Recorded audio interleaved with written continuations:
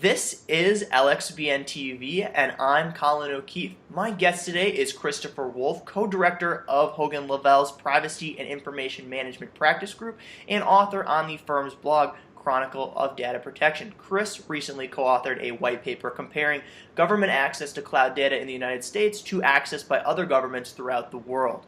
Chris, starting off, why did you guys put together this white paper in the first place? Well, first, Colin, thanks for having me, and thanks for featuring this white paper that we just published. We released it at a conference in Brussels because we wanted the Europeans to have the results of our study that was inspired by some work that we did for a client in a related area that led us to want to dig deeper and explore whether the myth that you hear, it's almost become an urban legend in Europe, and I'm speaking to you from London right now, the urban legend that under the Patriot Act in the United States, law enforcement and government agencies have much greater access to data in the cloud than would be the case if people put their data in the cloud with an EU service provider, a cloud provider. And our study found that that wasn't at all the case. Interesting. Yeah. So diving into that, then the United States then comes out. I mean, were we more even? Did the government have less access in the United States, or was it generally just about the same as it was other places?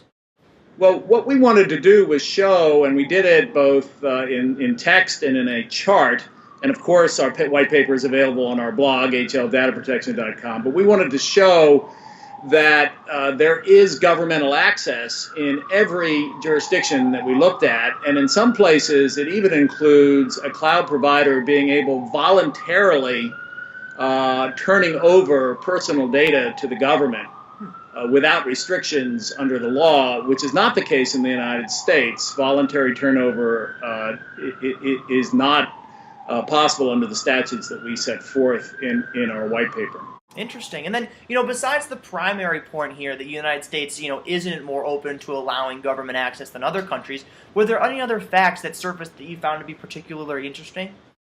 Sure. I mean, a couple of things. One, in most jurisdictions, the government reserves the right to exercise jurisdiction over the cloud provider wherever they're operating. So there is kind of the extraterritorial aspect of governmental access in other countries and with other governmental authorities. The other thing to point out is that there are multilateral law enforcement assistance treaties in effect that also provide a mechanism for the transfer of data from one jurisdiction to another. So again, trying to isolate data in an EU cloud provider, for example, doesn't mean that law enforcement or governmental agencies won't have access to it in that country where the cloud provider is located. And it's simply a deceptive marketing practice to suggest that a local cloud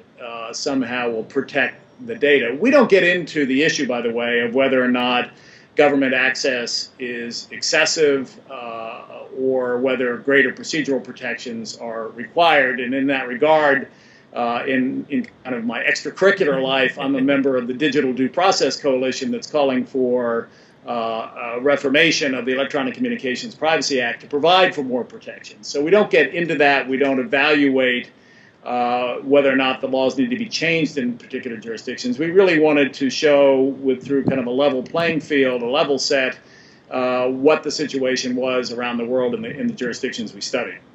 That's very interesting. It's very interesting. I enjoyed the white paper, and it's definitely worth checking out if you haven't seen it. Once again, that was Christopher Wolf of Hogan Lovells and the HL Chronicle of Data Protection blog. For more on this story, to check out the white paper, be sure to go to their publication. It's at hldataprotection.com. Be sure to check that out. And of course, for a wealth of data security and privacy commentary, be sure to check out lxbn.lexblog.com as well. Thanks, Chris.